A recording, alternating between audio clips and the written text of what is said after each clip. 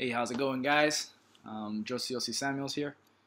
Just thought I'd go through Assassin's Creed 3 and its main character and protagonist, Connor, or in Mohawk, Ratonhnhaké. I'm still trying to learn how to say that name. I just think it's an awesome name. The character itself is just beautiful. For those of you that are in the know, I'm really fascinated by ancient myths and legends, and I particularly have an affinity for ancient indigenous myths and legends. So when Ubisoft came out with the Assassin's Creed 3 story lineup, what have you, I just thought it was bloody brilliant. It's definitely a great way of preserving culture, but in a way that is accessible to a whole bunch of different types of people and cultures as well, other people. In the past, I've worked with on sort of like intangible cultural heritage projects, or have done research into them, and these, just to see something like this is just I don't know, it just gave me goosebumps while I was playing. And if you're looking to see just how effective the game has been in terms of promoting different types of cultures, especially indigenous cultures, just take a look at this. So this is a conversation that happened on Reddit, and I scrolled down and was just reading, and it was great to see that there were other people who were proud to be indigenous, and in the past this has been a sort of systematically phased out of a lot of different countries.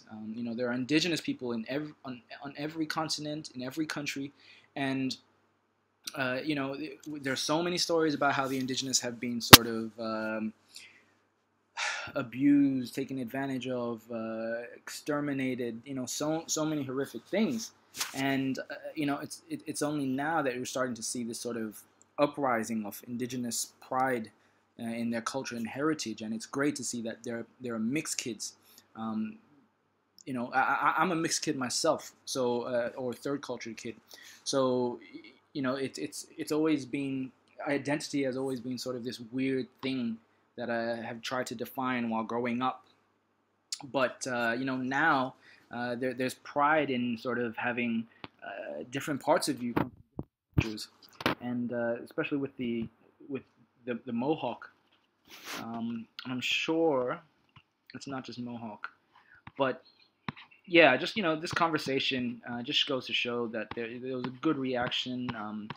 Guy was saying that he's half white, half Mohawk, and he was really proud of it.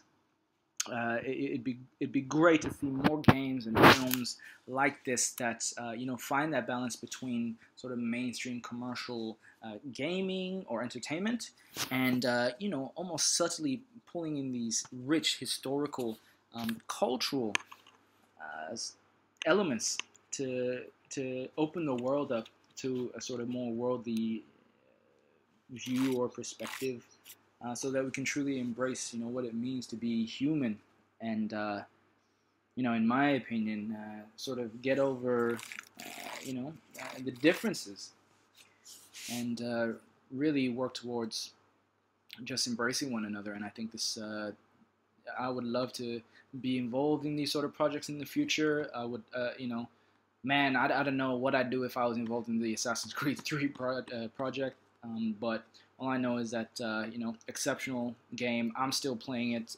Just recently downloaded the latest DLCs for Assassin's Creed 3. Some of the powers that I've gotten include